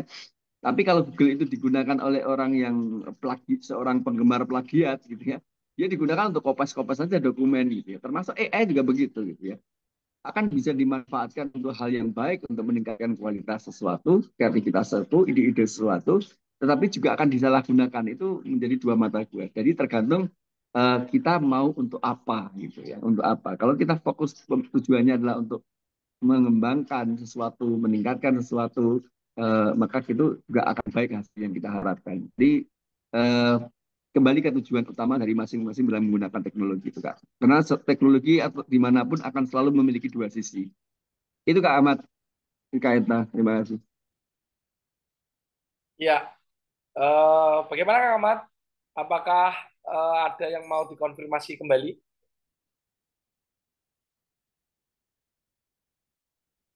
Nah, sepertinya sudah terpuaskan. Mungkin ini ya, perlu mencoba sih. Waktu ini mungkin ya, cerita gitu. Waktu awal-awal dulu kita juga apa ya, awam menggunakan AI gitu ya. Saya kira juga sedemikian mudah gitu. Tinggal kita minta apa. Nah, tapi ternyata di situ memang membutuhkan umpan balik dan kita memberikan umpan balik itu kan juga sebenarnya kita itu berpikir gitu. Tata berpikirnya kita juga apa ya, struktur berpikirnya juga berpikirnya si pengguna itu juga akan berpengaruh terhadap apa yang dihasilkan oleh AI. Sehingga nggak mungkin kita pengen apa langsung jadi gitu. Jadi memang kita juga harus memikirkan apa yang sebenarnya kita inginkan di situ. dijelaskan gitu. Sebentar, Kak, kayaknya Kak Ahmad masih mau ada yang dikonfirmasi sebentar.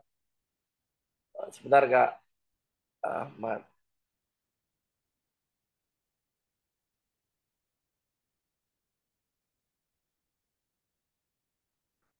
Kak Ahmad, unmute. Nggak bisa Kak Ahmad?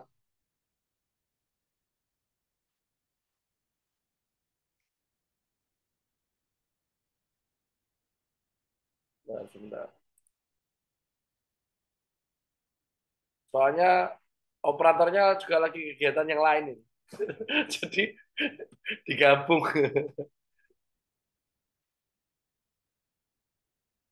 Bentar. Oke, sambil menunggu nanti, Kak Ahmad, silakan berikutnya ada yang raise hand dari Kak Adi Wijaya. Halo Kak Adi. Oke, terima kasih, Kak. Di sini apa namanya ya, bukan ingin bertanya. Saya cuma ingin menambahkan aja sedikit karena kebetulan saya juga sudah akrab dengan AI ini, apalagi ChatGPT. Tinggal satu aja tadi. Betul semua langkah-langkah yang sudah dikerjakan. Tinggal satu yang belum disampaikan kepada teman-teman bahwa bagaimana mentransfernya hasil chat itu ke dalam bentuk Office Word atau apalah gitu. Dalam ChatGPT itu ada. Jadi setelah kita melakukan utak-atik segala macam di ChatGPT, tinggal minta transfer aja. Mereka akan apa ChatGPT akan mentransfernya dalam bentuk misalnya kita minta dalam bentuk Word, dia transfer ke bentuk Word.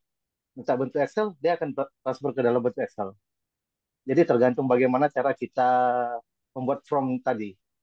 Nah, jadi tinggal itu aja sih sedikit tambahan karena klimaksnya di ChatGPT yang menurut saya atau di AI ini adalah bagaimana mentransfernya. Apa yang setelah kita lakukan bukan di copy paste. Kalau di copy paste kan pertama awalnya saya copy paste agak ribet.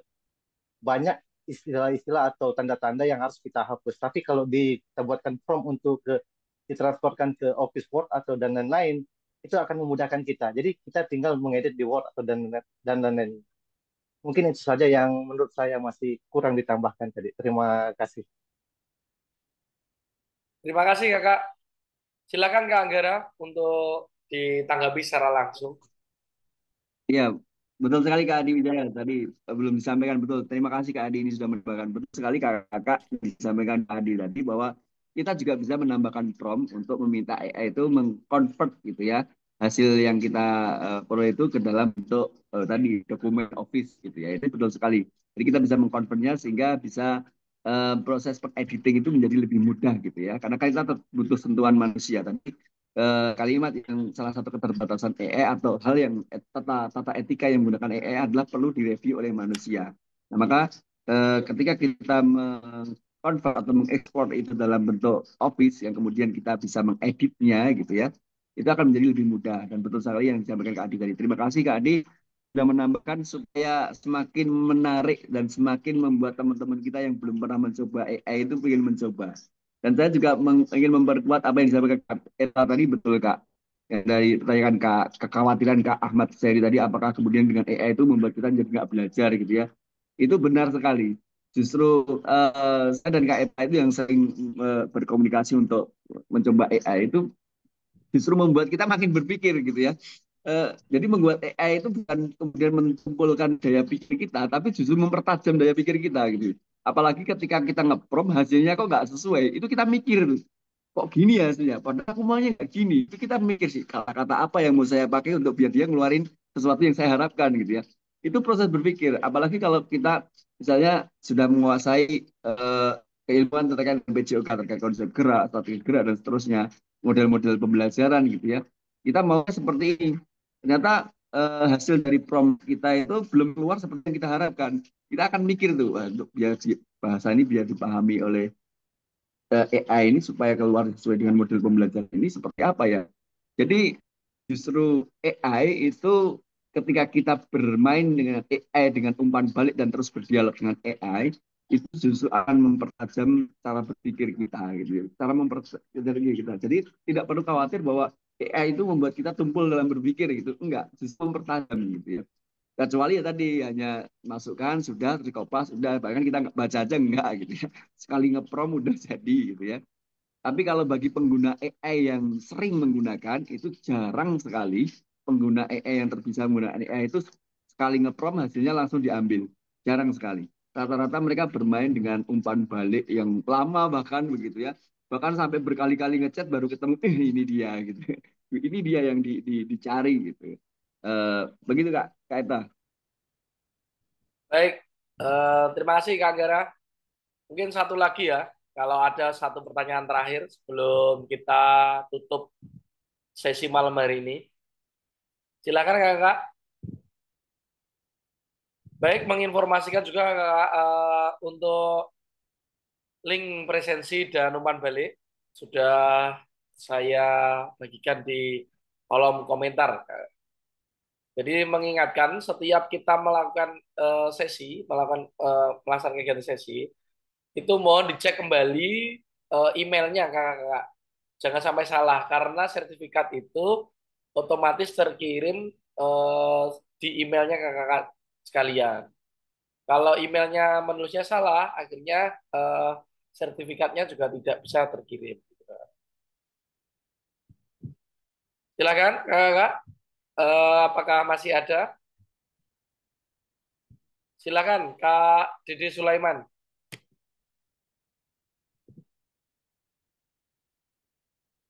Baik, terima kasih Kak Ebda.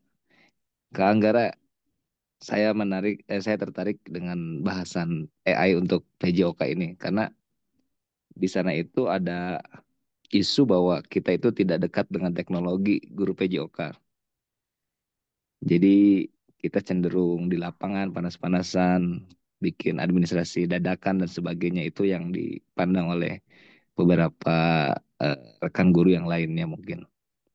Tapi di sini kita buktikan bahwa dengan komunitas eh, belajar ini, bahwa guru PJOK sekarang sudah mulai mau memanfaatkan bagaimana digitalisasi ini berkembang. Sejak AI berkembang, mungkin kebetulan juga saya sedang membahas dan membuat artikel tentang AI ini untuk pembelajaran.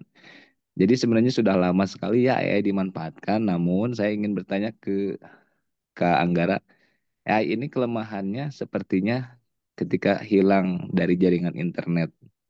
Ketika teman-teman di beberapa daerah kesulitan, itu memang tidak bisa memanfaatkan dengan AI dengan baik. Tapi sejauh ini apakah ada AI yang tanpa menggunakan internet? Karena ujung-ujungnya bagi kita yang sering menggunakan AI dan ketagihan, maka dikhawatirkan tanpa diiringi seperti Kak Anggara mencari referensi dan sebagainya, AI ini hanya digunakan buat eh, apa ya, tugas-tugas yang mendadak dan harus selesai cepat tanpa ada proses belajar. Mungkin itu saja Kak Ebta, Kak Anggara. Terima kasih Kak Dede. Ini kayaknya pertanyaannya menarik dari pengalaman pribadi. Baik, Kak Anggara, silakan ditanggapi. Baik. Terima kasih Kak Epta. Terima kasih Kak Dede atas pertanyaannya. Tadi menarik tadi. AI itu memang saat ini mayoritas itu adalah berbasis internet gitu ya Kak ya.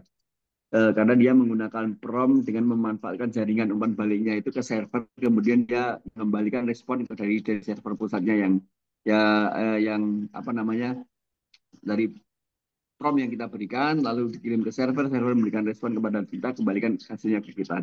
Jadi memang mayoritas masih menggunakan internet gitu. Dan sejauh ini saya belum menemukan, mungkin barangkali Kak Eta punya pengalaman gitu ya. Kalau saya belum menemukan AI yang setara gitu, setara dengan yang berbasis online gitu, yang setara dengan berbasis online, yang hasilnya itu setara dengan berbasis online itu sejauh ini saya belum bisa menemukan. Mengapa demikian? Karena AI itu dia berbasis data, word data gitu, word data gitu. Jadi kalau ya offline otomatis mungkin datanya akan semakin lebih sempit ya, tidak ada informasi-informasi baru gitu ya.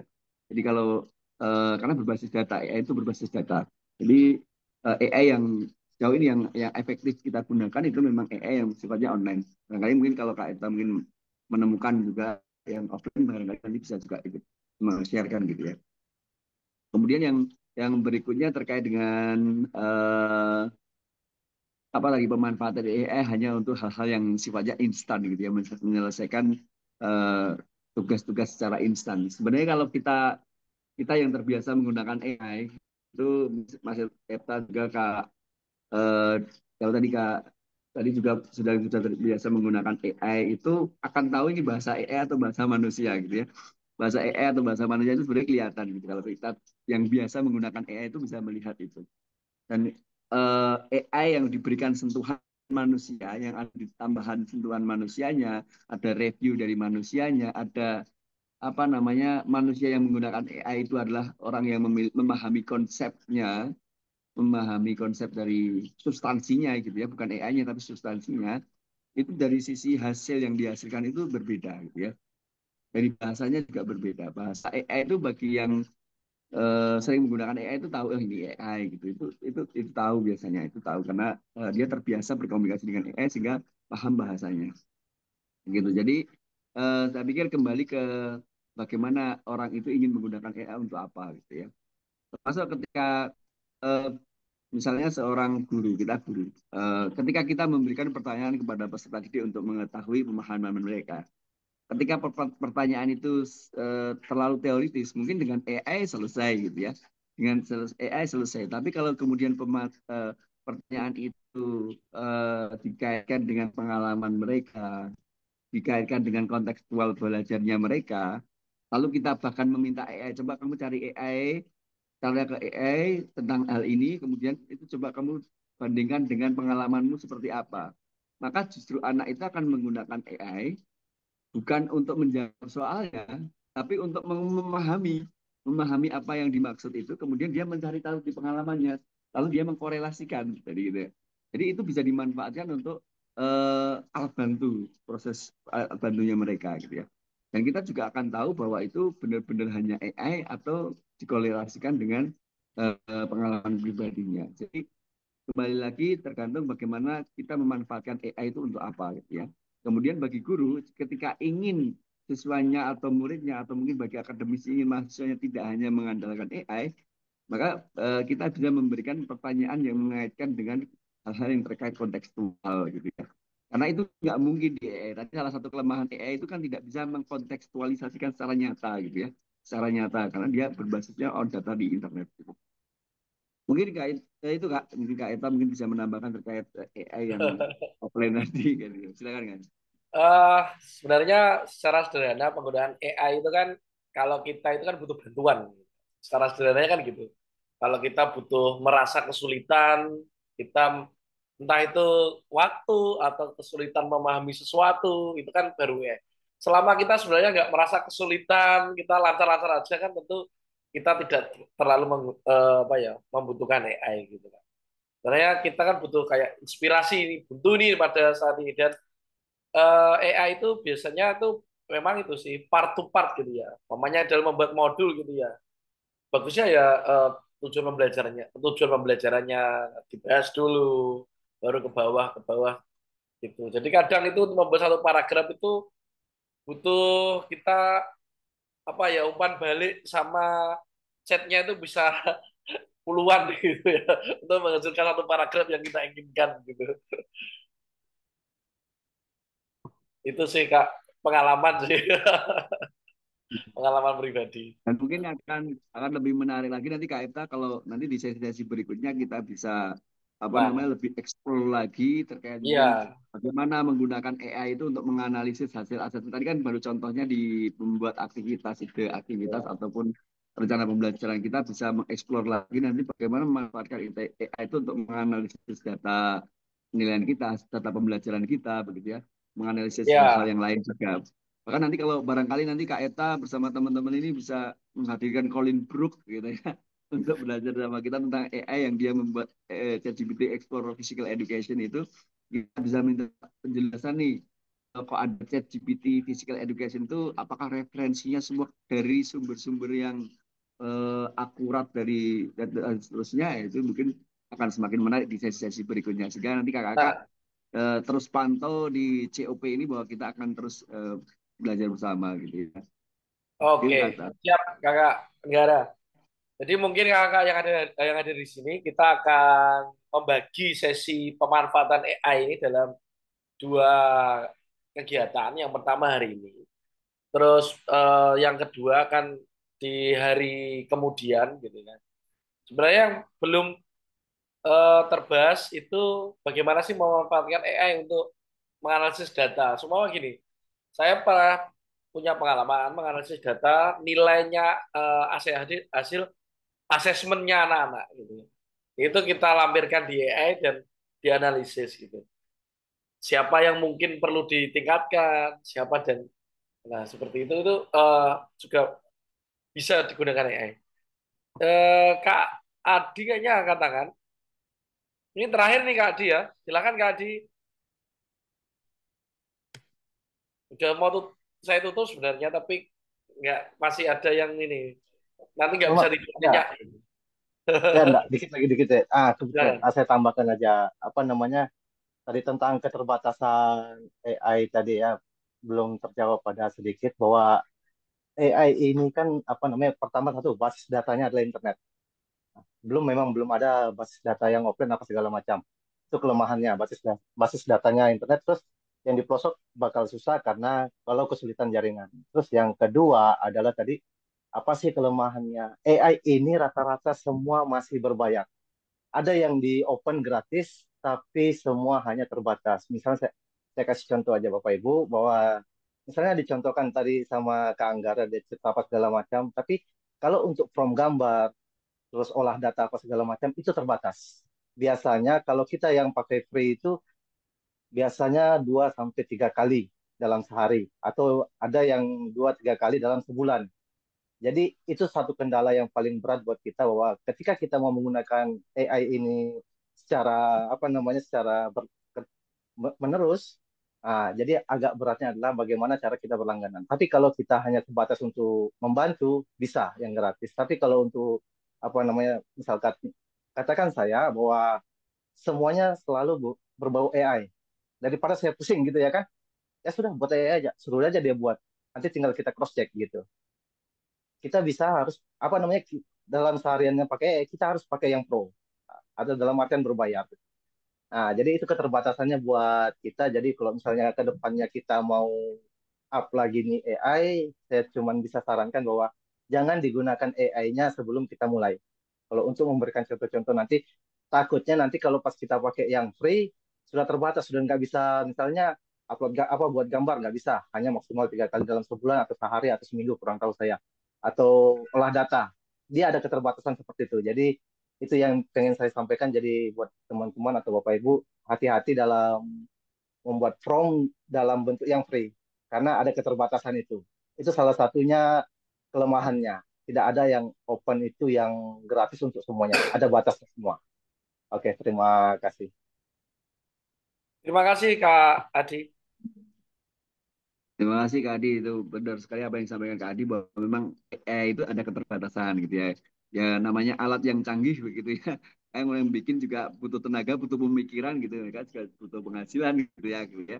Ada yang berbayar gitu. Dan mungkin salah satu strategi yang bisa Kakak gunakan ketika kita di dalam komunitas gitu ya. Dan kita aktif menggunakan AI gitu ya, pemanfaatan itu bukan berarti kita sering menggunakan AI itu berarti tergantung dengan AI, sebenarnya tidak gitu ya.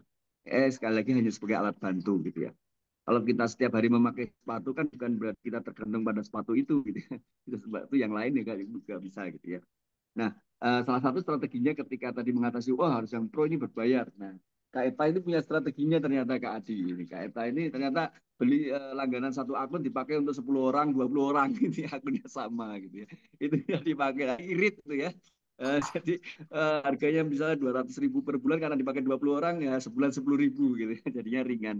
Mungkin salah satu trik. Cuma saya tidak mengetahui sih ada berapa, biasanya juga ada akun-akun yang membatasi hanya bisa dipakai untuk beberapa device gitu ya.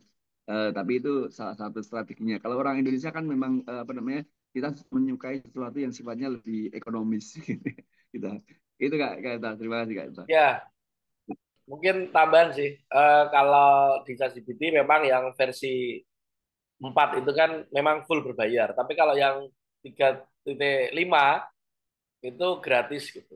Walaupun terbatas kita upload upload file, upload apa ya lampiran, tapi untuk kita berkomunikasi itu sudah ketika kita benar-benar butuh inspirasi itu sudah bisa kita andalkan gitu ya. Kita butuh inspirasi yang 3.5 itu kan gratis, sudah nyambung gitu, mereka sudah punya kebaruan gitu. Yang 3.5 dan satu lagi ya, kalau mamanya kita butuh nih apa-apa itu kan kita juga bisa sharing gitu. Sharing itu kan walaupun nggak harus mengumpulkan 10 di marketplace, marketplace itu sebenarnya kalau kita ekspor itu juga murah-murah kok harganya. Ada yang 10.000, ada yang 15.000 dan sebagainya. Memang kita nggak bisa pungkir itu bayar ya. Sama seperti dulu ketika zaman internet kan, dulu kita juga tidak punya kewajiban kita beli paket internet kan. Waktu itu ya SMS, telepon aja cukup gitu kan. Tapi ketika apa ya kebutuhannya sudah mulai banyak teknologi udara kan akhirnya juga kita terpakai beli paketan, data dan sebagainya. Kalau dulu telepon, SMS cukup lah gitu ya. Seperti itu mungkin ke depan kita. Jadi memang di komunitas praktis BJUK ya community of practice itu kita sebelum booming gitu kita sudah siap-siap nih antisipasi gitu. Itu sih. Mungkin itu sesi kita malam hari ini. Terima kasih kakak yang sudah hadir. Hormat saya kepada kakak yang sampai malam masih join di Zoom meeting ini. Jangan lupa terus pantau kegiatan di Community of Practice. Seperti yang disampaikan Kak Anggara tadi, kita akan punya lagi apa ya narasumber yang oke gitu ya di AI ini. Ataukah mungkin nanti ada AI yang khusus PJOK atau AI yang gratis mungkin itu. Terus kita pantau. Terima kasih kakak. Mohon maaf jika saya sebagai moderator ada salah kata dan sebagainya. Untuk apa ya file presentasi akan kita bagi nanti di grup. Terima kasih kakak. Mohon izin saya akhiri. Assalamualaikum warahmatullahi wabarakatuh. Waalaikumsalam warahmatullahi wabarakatuh. Terima kasih Waalaikumsalam. kakak semuanya. Terima kasih Selamat Kak malam. Anggara.